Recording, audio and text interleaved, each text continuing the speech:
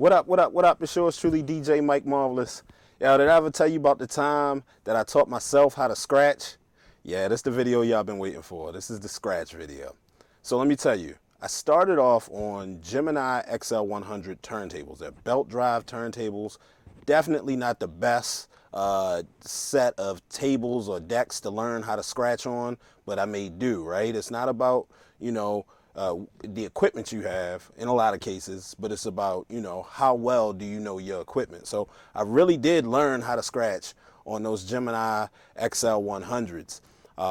I would not recommend anybody to learn on those. I had to do some things, put a penny on the needle, on the stylus. I had to put some dollies down on the record. You had to have the touch right, because any hard touch would throw the needle off the record just like that. You had to have some balancing mechanisms just to make it work, right? You had to learn how to throw the record after the scratch because they were belt drives, and that's kind of cheat code difference between belt drive and direct drive is you have a motor with your direct drive turntables that will push the motor forward and get back to that RPM that you have it set to. Or, so, as you know, these XL100s, they just were not built for scratching. But if you're a DJ, you're a DJ, and you figure it out, right? At the end of the day, I figured it out, and that's how I learned how to scratch on turntables. For this tutorial, I'll show you on my controller since I have it here with me. I know it's a cardinal sin for all my true DJs, my old school DJs. If you're going to teach people how to scratch, you need to get on the turntables. Eventually, I will. The difference between this video and any other scratch video that you have seen is I'm actually not going to teach you how to scratch.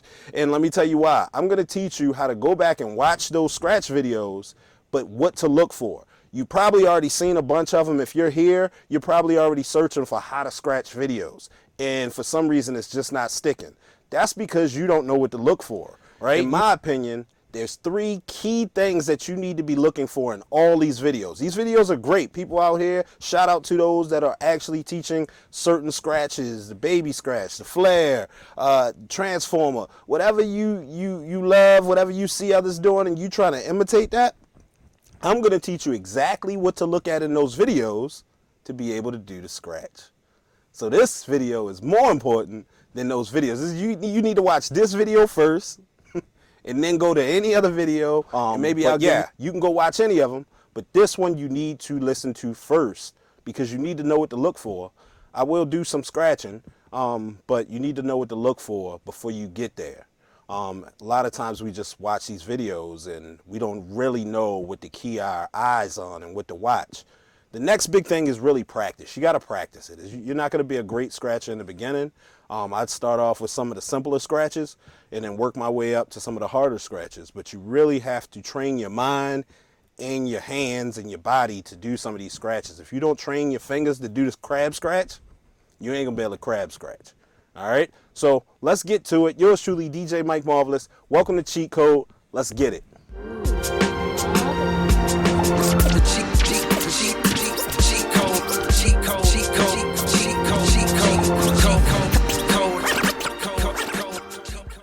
Welcome back to Cheat Code. Yours truly, DJ Mike Marvelous. We're going to get right into it. So the first thing that we'll talk about today is the speed of the record. So you want to concentrate in this area here because we're going to talk about how fast or slow you push a record forward or you move a record forward and about. So this is one of the most overlooked aspects, but it's crucial. The speed of the record determines the sound length of your scratch. When you push the record forward slowly, you'll get a drawn out sound. If you push it fast, you get this quick percussive hit that can add so much energy. So let me show you real quick what it's going to sound like, right? So we're going to open the fader. We'll talk a little bit more about the fader here. But again, we're talking about the speed at which you move forward or backward on the record. So clockwise versus counterclockwise. So if you move it fast forward, it sounds like this, right? If you move it fast backwards, it sounds like this. Right? So if I double that, right? So you hear the fast, fast, fast, fast. Or baby scratches, right? If I go slow, you get this drawn out sound, right? If you pull it back, you'll get it in reverse. All right, you use a lot of those kind of scratches when you are doing flares, right? Your flares are your drags. I call it drags, when you're kind of dragging the record back and forth, right? Or back or forward, right? Again, we're dealing with all open faders here. So you have sound totally on your ones. You could do it the same here, but we're talking about the speed at which you're pushing it forward or backward. Now, when you're watching tutorials, you want to keep an eye out on how fast the DJ is moving the record during each motion, right? So are they consistent? Do they slow down to emphasize certain sounds? Practicing different speeds will help you to build and control a variety in your scratching. So you'll be able to, you have to practice that fast, slow motion, and maybe even you do a combination of fast and slow, right?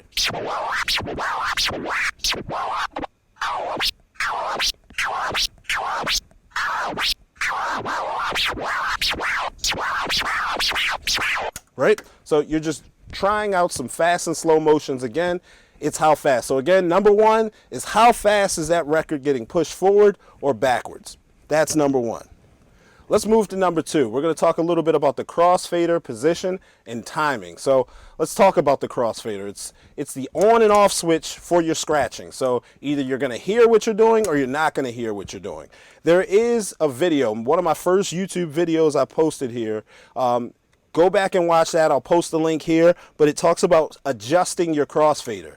Most of you probably have the crossfader on a blend kind of motion. That's how you blend, but you can also put it to where it's going to be scratched, so you can scratch better. If I look back here, it's called the crossfader curve, and you're going to use that crossfader curve. Mine is right below this button, right? So it's on the face, on the DDJ SX2, it's on the face of the controller, right? Some of you may have it somewhere in your internal controls. Others may have it on the back of your controller. Some may not have it at all. There's internal controls within Serato that you can adjust the crossfader curve. Do that first and then come back and watch the rest of this video. Or watch this video, go back, watch that, and then come back to this video again. All right, so adjust your crossfader curve. You want it as tight as it can be, right? So that way, as soon as you come out of the gate, you hear a sound. That's going to help you with your scratches. So let's talk a little bit about the crossfader, right? So it is, like I said, it's the on and off switch of your scratch. Every scratch move relies on where the crossfader is and how you're moving it. For example, the basic baby scratch doesn't use the crossfader at all, and I just showed you that. I'll do it again. Right? That's your baby scratch. I did a little fast that time. But more advanced techniques like the chirp scratch need precise opening and closing of timing. Let's see if I can do a good chirp with my left hand. I mean my right. So you're not getting the back pull that when I'm pulling back on the record, you're not hearing that because I'm cutting that sound out and coming back when I scratch. Here's a cheat code. And it took me some time to notice that I was doing this, but I am actually not moving the fader the same time as I'm moving the record. It is a slight move over push. Like that, right? So it's very slight, but that is what I'm doing. So it may look like I'm doing this at the same time when really I'm coming over first and then pushing. But that's a slow motion kind of technique.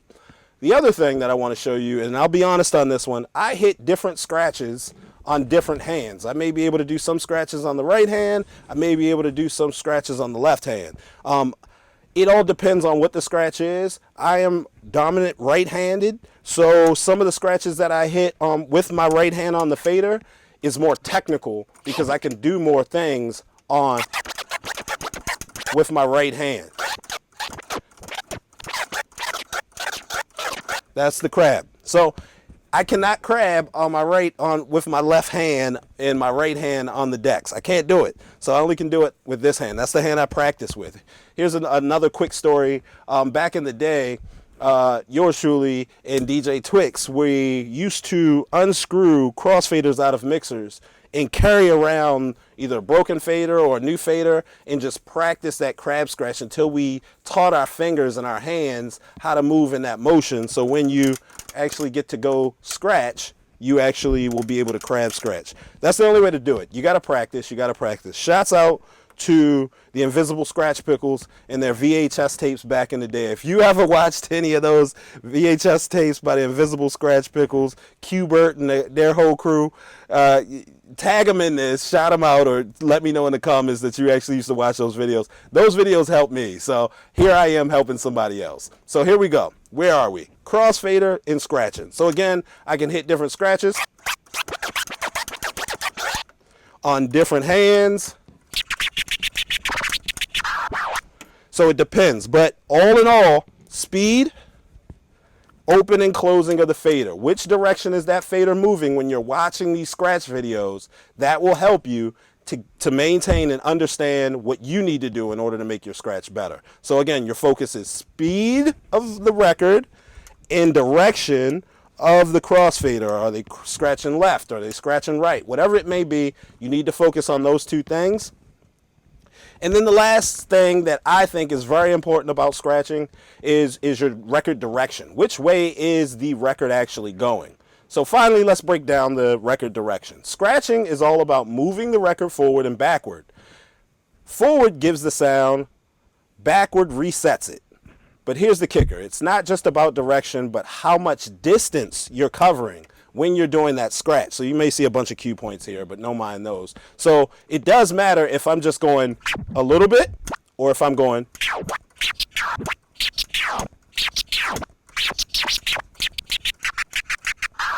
So that matters. So not only do you want to know, is the record going forward with the sound, is it also going backward with the sound, and how far are you dragging and pushing that record back and forth?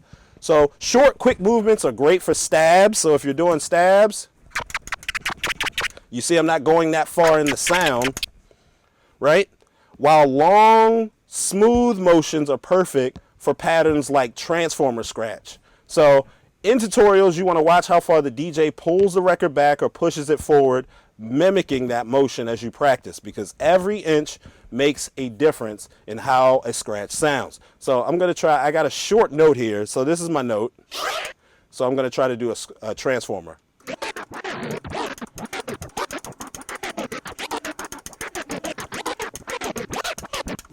So that's my version of a transformer.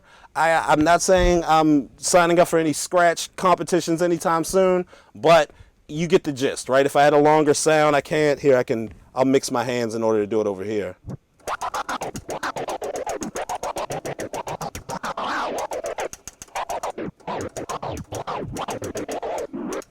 So there you go. So I had to mix it up because I moved my right hand faster. But anyway, that is what you're looking at. So that's what you're looking at when it comes to scratching. When it comes to scratching, what are you looking at? You're looking at, are we going forward or backward? How fast or slow we're going? And what position that crossfader is in, right? So you want to keep all three of those things in mind. Watch those when you're watching these videos. You may have to watch them 3 times. One for the speed, one for the crossfader, well, probably several times for the crossfader, and another for how long and sharp those forward and backward movements are going, right? So again, thank you all for watching this video. This should help you. We're going to have a lot more on scratching. We'll get into techniques of specific scratches. And don't forget to like and follow. This year is going to be crazy. We're going to be doing a whole lot more posts. I'm going to be helping out a lot more DJs to make you all marvelous DJs out there, or better DJs when it comes to this skill. Thank you for watching The Cheat Code. Yours truly, DJ Mike Marvelous.